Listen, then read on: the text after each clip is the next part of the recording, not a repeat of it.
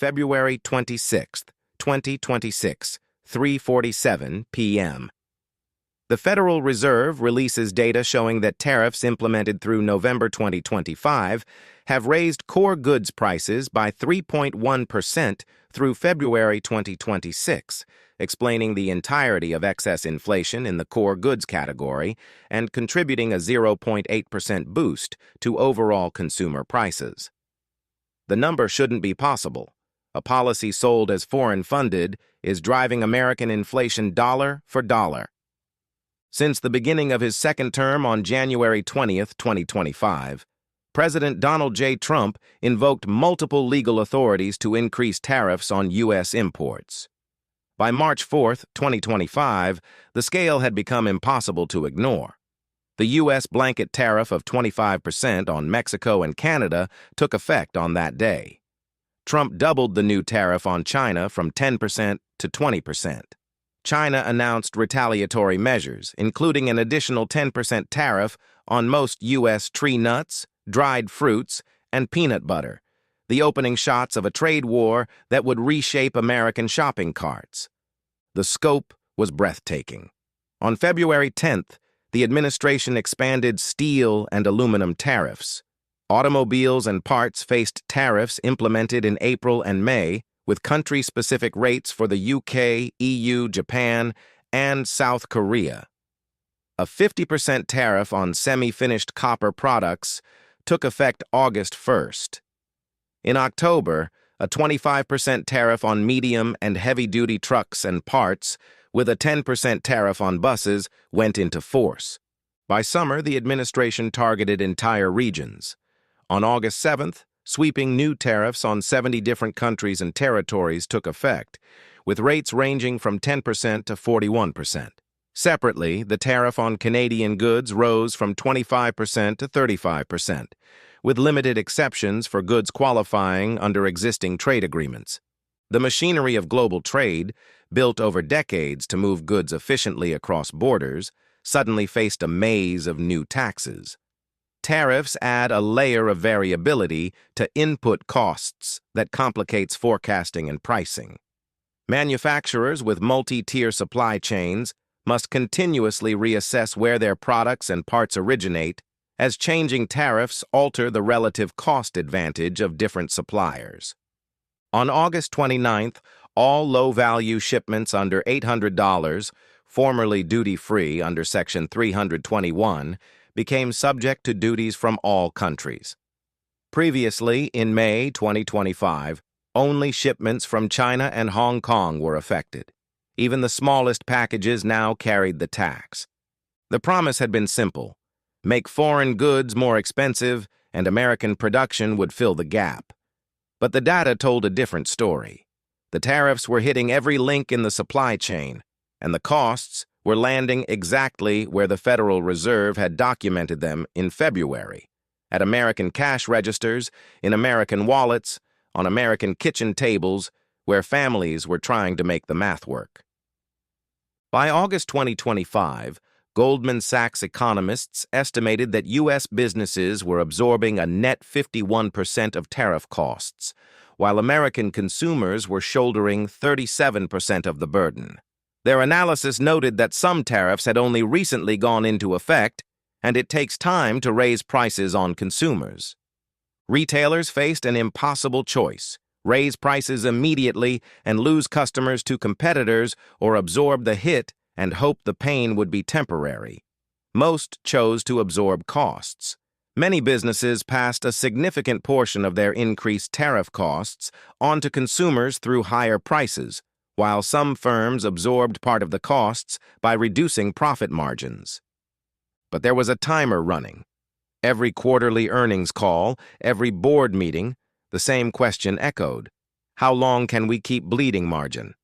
Recent research from the Kiel Institute, January 2026, analyzed import data and found that U.S. importers and consumers bear approximately 96% of tariff costs through higher prices, while foreign exporters absorb only 4% through price reductions. 96%. Not China absorbing the cost through lower export prices, not Mexico negotiating away their advantage. American businesses and American consumers splitting a 96% share of the bill. Goldman Sachs economists projected that U.S. consumers will absorb 55% of tariff costs by the end of 2025, up from their 37% share in August. The shift was inevitable. Companies couldn't sustain margin compression indefinitely. By November, nearly 90% of the tariff burden fell on U.S. firms and consumers, 94% of costs from January through August, sliding to 86% by November as foreign exporters absorbed a slightly larger share late in the year. Empirical research has found that tariff pass-through rates are generally high, often near 100%, meaning the burden falls on domestic consumers and firms rather than foreign exporters. Foreign producers had little incentive to cut their prices. American demand remained strong enough that they could maintain margins while U.S. buyers absorbed the tax. The businesses that had cushioned the blow for 8 months were reaching their breaking point. By late 2025, several corporate leaders signaled they would pass costs on in 2026. The corporate absorption phase was ending. The consumer reckoning was about to begin. With businesses absorbing 51% of tariff costs by August 2025, but shifting more burden to consumers by November, and 55% of executives planning price increases within 6 months, do you think prices will actually come down after the Supreme Court ruling? Comment your answer below. Now let's look at what the data reveals about who's really footing this bill. But the numbers reveal something even more troubling than corporate profit squeezing. The tariff burden doesn't fall equally across American households. Tariffs are a regressive tax, especially in the short run. This means that tariffs burden households at the bottom of the income ladder more than those at the top as a share of income. The mechanism is straightforward but brutal. Lower-income households spend a larger fraction of their income on goods subject to tariffs. They buy more imported clothing, shoes, electronics, and household goods, precisely the categories hit hardest by the new taxes. Consumers face high increases in clothing and textile prices in the short run. Prices increase 64% for apparel and 44% for textiles. After substituting towards cheaper alternatives in the long run, prices remain 27% and 17% higher, respectively. The Yale Budget Lab tracked the damage across income brackets with surgical precision. The percent change in disposable income resulting from the April 2nd tariffs on their own is 2.6 times as much for households in the second decile by income as it is for households in the top decile, minus 2.3% versus minus 0.9%. Read that again. The poorest families lose nearly 3 times more of their disposable income than the wealthiest from the same policy. For a household in the second lowest income decile, the April 2nd tariff policy leads to annual consumer loss of $980 per household on average in 2024. For households in the middle, the burden rises to $1,700 per household on average, and for those in the top 10th, it averages $4,600 per household. In absolute dollars, the wealthy pay more. But as a share of what they actually have to live on, the poor are getting crushed. That $315 represents a 0.8% reduction in after-tax income for the bottom 10% of households, according to the Yale Budget Lab. However, the $1,325 represents a loss of just 0.3% in after-tax income for the top 10%, less than half the burden of the lowest income households. The pattern holds across every analysis, every time frame, every tariff wave implemented in 2025. TBL finds that the short-run burden on the first decile is more than 3 times that of the top decile, minus 2.7% versus minus 0.8%. In 2026, taxes for the poorest 20% of households would rise about 4 times more than those in the top 1% if the current tariff policies were to stay in place. The wealthy feel tariffs as a rounding error on their investment portfolios. For families living paycheck to paycheck, it's the difference between keeping the heat on and choosing between heat and groceries, between school supplies and rent, between medication and car repairs. This is the hidden redistribution happening right now. Not from rich to poor, but from poor to the federal treasury, with every purchase, every necessity, every attempt to clothe their children or keep their households running. The Supreme Court held that IEEPA does not authorize the president to impose tariffs. On February 20th, 2026, the ruling invalidated what had become the backbone of the new tariff regime. These tariffs made up most of the tariff architecture put in place over the course of 2025. The numbers behind the decision were staggering. The most recent estimates from the U.S. Customs and Border Protection imply that $142 billion was collected from tariffs enacted under IEEPA authority over the course of 2025. Other estimates put the total even higher. Court filings show more than 330,000 importers paid duties on over 53 million shipments, totaling roughly $166 billion. The legal reasoning was straightforward, but devastating to the administration's strategy. The majority opinion begins with a recitation of the exclusive constitutional authority that belongs to Congress, the power to lay and collect taxes, duties, imposts, and excises. The court embraces the definition of a tariff as a tax levied on imported goods and services, and underscores that the Constitution does not vest any part of the taxing power in the executive branch. President Donald Trump announced that he would impose new tariffs under Section 122 of the Trade Act of 1974, effectively replacing the IEEPA tariffs. But the replacement came with constraints. Section 122 allows only temporary tariffs of up to 15% for 150 days, requiring congressional approval for extension. The question that mattered most to American families wasn't about legal precedent or constitutional authority. It was simpler. Would prices finally come down? The early evidence suggested they wouldn't. When duties were paid, importers and retailers took the hit financially, but left prices the same for consumers. That means consumers should not expect to see lower prices in the coming months. The refund process itself revealed the fundamental asymmetry. The portal wasn't for individual customers. Instead, refunds would go to whoever directly paid customs as the importer of record, often a U.S. company. For American consumers, if they wanted a tariff refund, they would have to rely on the goodwill of companies to pass those refunds along, or on class action lawsuits to force a return. Some companies absorbed the tariffs as margin compression and would pocket the refunds as recovery. Others had passed costs to consumers, but showed no inclination to reverse those price increases.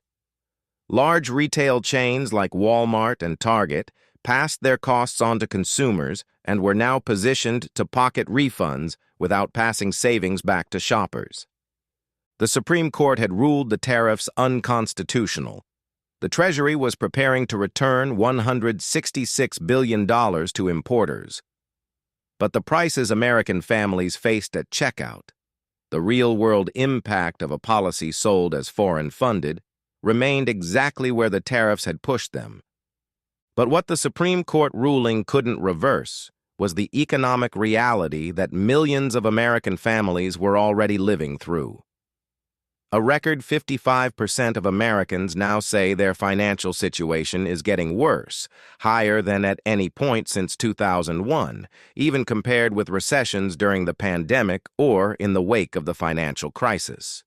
The only similar multi-year period when the larger share felt their financial situation was worsening was during the Great Recession. This marks the 5th consecutive year more Americans say their finances are worsening rather than improving. 5 years. Not a temporary shock from a trade war or a policy mistake, but a sustained erosion that has outlasted multiple administrations, multiple Federal Reserve chairs, multiple promises that things would get better. 88% of Americans report feeling some form of financial stress as they begin 2026, with 77% saying they experienced a financial setback in 2025. These aren't abstract numbers. They represent families making impossible choices. The major expenses or unexpected financial setbacks faced by households in 2025 include unexpected transportation expenses, 25%, unexpected home repairs or maintenance, 24%, falling behind on bill payments/debt obligations, 22%, medical expenses due to injury or illness, 21%, and job loss or significant reduction in income, 20%. When asked to identify their single most pressing concern, the answer was unanimous. 31% of Americans cited the cost of living as the most important financial problem facing their families. While this is below the 41% peak in 2024, this year's data is similar to a year ago and among the highest in Gallup's more than 20-year trend.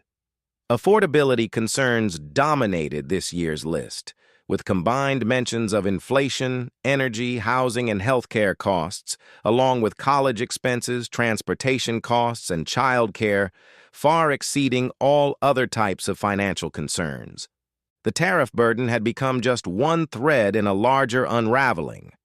28% of Americans are worried about paying the minimums on their credit cards, up 2 percentage points from last year and 11 percentage points from 2021. Half of Americans are living paycheck to paycheck. When asked about their confidence in handling an unexpected $2,000 expense, 36% are certain they could, 19% probably could, 13% probably could not, and 26% are certain they could not. That means 39% of American households, nearly 2 in 5 families, cannot confidently handle a $2,000 emergency. A car repair, a medical bill, a broken furnace. The margin for error has disappeared. This is the economic environment that millions of Americans are navigating right now. Not because of their choices, not because of bad spending habits, but because of decisions made in rooms most people never enter, with consequences landing at kitchen tables across the country. The tariffs were marketed as taxes on foreign competitors. The Supreme Court ruled them unconstitutional. The Treasury will refund $166 billion to importers, but the prices at checkout remain. The financial stress endures, and the hidden tax that nobody voted for continues to extract its toll from the families who can least afford to pay it. Subscribe for more economic breakdowns and watch this next.